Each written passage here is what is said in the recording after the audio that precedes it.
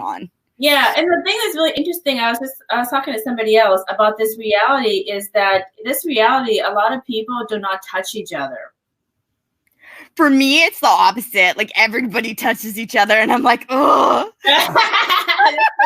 But that's because they're good with you. They like your energy. But for like, I have people, but I know other people don't touch each other. There's like a lack of intimacy in this reality. People don't hug each other. They don't, as a general that I've noticed, is they don't make eye contact when they talk to people, and they don't actually not actually present. They'll go yeah and talk on their phone or look at their TV and yeah. They're never really fully present. So people don't really feel a connection or like they're being heard. And people don't really know what affection is. Like I've come across quite a bit of people, even adults, not just teenagers, who like, yeah, I know affection and compassion is having sex.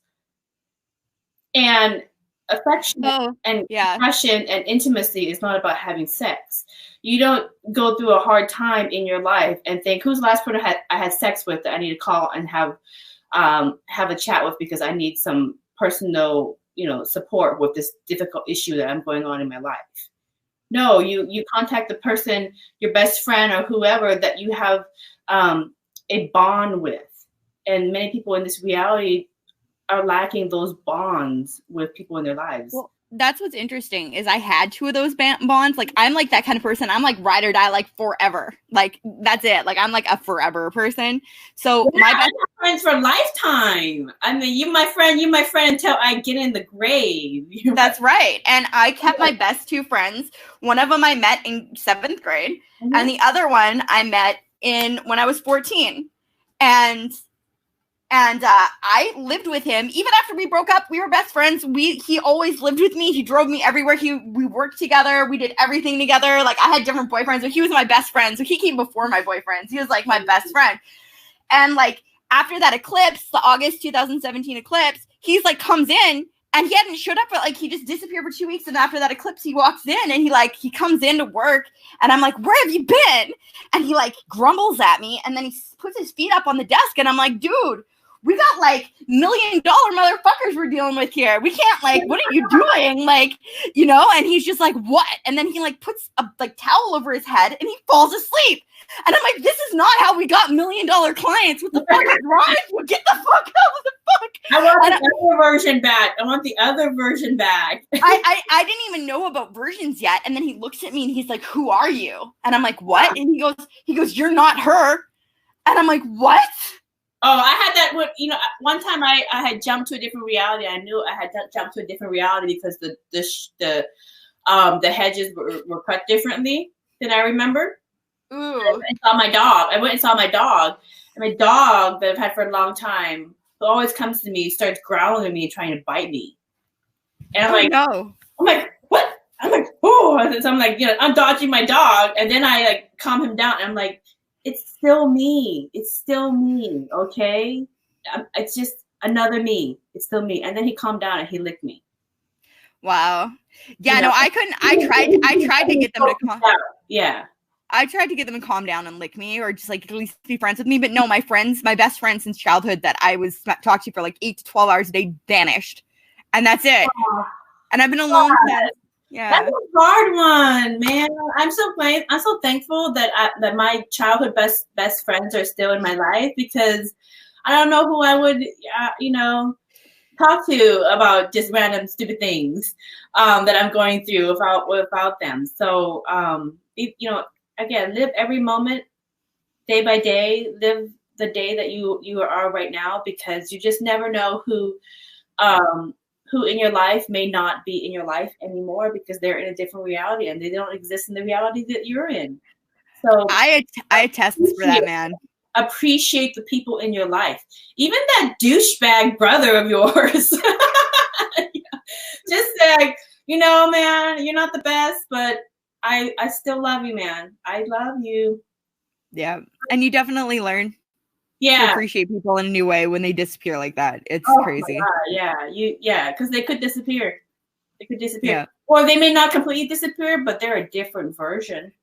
That's more painful than if they died. I've dealt with a lot of people dying, and it's so much worse when they're still there and they're just not responsive to you and they're a different person. It's just like, oh my God. And it's horrible to say, but it's just like, I'm glad you're not dead, but it would be so much easier for me if you were dead. So it's like, yeah, because then the memory of the version of you from before can still sit in my consciousness, but now I have to reupholster you in a whole different way, and you know, you just don't fit my storyline anymore because you're just a different person. You know? That, and you gotta wonder, like, you're like, how much should I try to get you back? And like, and what do you mean? Like, they'll say things like, you're the different person, and I'm just like, are you talking backwards? Like, you know? Yeah, it's a trip when you actually start becoming self-aware of yourself and the greater reality. When you become awakened and you learn to live in this path. And you know you're shifting into different realities because you see the effect through the Mandela effect in your personal life. It is rather trippy. So I totally understand people who are freaking out, and they, you know, I get clients who come for the hypnosis practice, and they went to the pastor, didn't work. They went to the family members, didn't work. They tried all these different things, it didn't work, and somehow they found me, and usually through angel numbers or some kind of synchronistic event, and they'll get a deep dive into their awakening, and this will make sense for them, and then they can go home happy. But you know, like I said, if you have somehow woken up to the greater reality and all this is starting to freak you out, you know, start looking outside of your comfort zone for answers, and you will find them. Because you're going to have to unlearn a lot of things that you learn because they don't fit in this reality. Yeah, it's really strange. It's a trip. It is a trip, and I've got like one person or a few people who are Mandela affected who I've known from before, and like we're not necessarily like super close, but we've known each other, and I'm like, you're not the same you, and they're like, well, the main events are the same, and I said, okay, sure. Yeah, and I get that too. I get that too. My spouse and I will talk, or I'll have friends, and they're like, they'll remember something like, well, this is something else, and they're on this path too, and they're like, well, I don't know what version you're talking about, but what happened? And I'll say this, or they'll say this. I'm like, oh, okay, well, I agree with that. That's good. So we just play it off and just kind of go with it. We just kind of roll with it. You know, like my spouse will sometimes switch a character trait. All of a sudden he does dishes, changes diapers, you know, does all these chores, and I'll take it. I'll take it. Give it to me. You know? Keep those ones. Keep those ones. Yeah, for sure. That's so strange. I have to wonder if when my ex just all of a sudden started doing dishes, if there was a shift now, because I never thought of it that way. I was just like, oh my God, he's so much better. I know, in all different ways. And you're like, how did you know that I like that spot? Girl, you wild. Okay, let's do this again. And we'll do the sacred geometry. You just let me know when, and we'll set that up. So it was really great talking to you. You're a load of fun. You too. And you guys, please buy her books, check out her links, do a session with her. It'll be really helpful. As you can tell, she's a natural. So yeah, I only do sessions in the Seattle area. QHHT is only local. But if you're working on your abundance blocks, my client intake form on the website, if you print that out and you fill it out, honestly, you will uncover your abundance blocks that you have to work on, that you would typically bring to your practitioner to uncover. So you can actually start working through your own abundance blocks without ever having taken the 4-hour hypnosis session. You just have to be honest. And then in my book, The Four Noble Truths and Eightfold Path, that's another modality that you can apply into uncovering what your abundance blocks is. That's holding down your energy. And you could do that. I actually have a YouTube video. It's a whole over an hour interview on how to apply those techniques into different common abundance blocks that people have. And so you can apply that in your life, do it with yourself, do it with a group of people, and they can chime in on what you're not seeing correctly. And then you can uncover what your block is and start working on that. And just get rid of all those block energies so that you can be of higher frequency and start, radiating and having these fun conversations of how much better can it get, So yeah. Yeah, that's good. Sorry, I'm not meaning to cut you off. It just cuts out. But yeah, no, I think how much better can it get? And like I said, like I've noticed other things too, where things I really want will just become massively cheaper. Where something that was like $100 will be like $8, and I'm like, that's not manifesting anything. But like, when did that happen? That's great. Yeah, I know. I remember like Coach purses used to be like $400. Now it's like $50. Totally. And I did actually. Okay, this is what we'll close out on. I found a real Chanel bag in the box, like legitimate, real Chanel, the whole 9 yards, authenticity for $30 in thrift shop. So we'll leave it there. It's a $4,000 bag. I was in a Goodwill and I found a Prada T-shirt. Nice. You bought it, of course. A Prada suit sitting in all the stuffed up suits. I'm wearing a gold ring right now. Here's my trick. I found my gold ring. If you go to, when I was stuck, somebody like abandoned me at a Goodwill and I was stuck in there and they weren't there to pick me up and it was cold and I had no phone. So I'm like, okay, I'm going to go check all the pockets on all these like cheap, crappy bags that everybody leaves. And I found a real gold ring. Wow, so in like a $3 bag. So that's amazing. Well, maybe, in another episode, you can go over not necessarily Mandela effects, but Ascension symptoms. Those are always fun. Like, how did you have your ascension? What did you see? Oh, yeah, we can definitely do that. Let's schedule that in. And is there anything else you want to mention kind of before we go? Yeah. In my hypnosis sessions, I always get the same message from all of my clients from the Oversoul. The one universal mind that is in everyone. And so I put it into these basic messages that I always leave every interview with, which is the Oversoul wants everyone to know that you've always been enough. You've always been enough. And that to use all the gifts and resources all around you to create the life that you want to experience. And the spirit world, they will nudge you through synchronicity. So just look out for that and that you can do it. Oh, yay. Yeah, you guys can do it. Yay. That is such a positive message, and I really needed to hear that. I know I teared up a couple times when you were talking, so I was just like, oh, okay. Yeah, you can do it. And shoot, they haven't seen what we've been able to create yet. So let's create something that just blows the socks off even ourselves. I think that's coming. I really do. Like, I think that it says, like, to enter the kingdom of heaven, you're going to be like a child. And I really, like, the more that it happens, the more all this stuff keeps happening.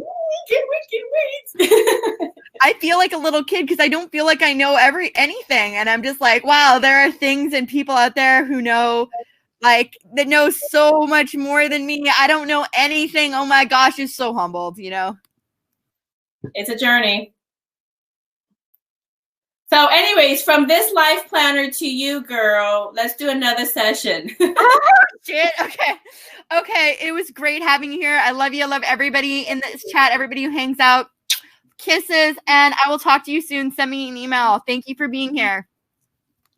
Bye. Bye. All right, guys. Galt, that was so awesome to have her here. Thank you very much for that. She actually reached out to me on email, which was great. And she said, hey, do you want to do a show? And I said, yeah, I don't really do schedules or anything like that. And I said, but sure. I mean, I've seen your interviews before. They're great. So we pulled it together. Thank you, everybody, for being here. I'm just going to shout out the chat real quick and say who's been here. Read some of the comments. Patrick Roberts, our new timeline, says, awesome show. Unimatrix has been here the whole time. Thank you, man. And Unimatrix, if you want to email me at punkkitty@gmail.com and put Mandela Effect in the title, we can do a show. Your boy, Roy Boy, is here. And Gainer, love you, love. We've got Frandellas are flat. I'm like, I'm not wearing my glasses. I almost read Frandellas are fat. PHAT, people. PHAT. That's my forensic files, girl. Okay. Okay, let's see. Love you too, Cali. Thanks for doing this amazing show. It's been a little rocky lately, so this was a godsend.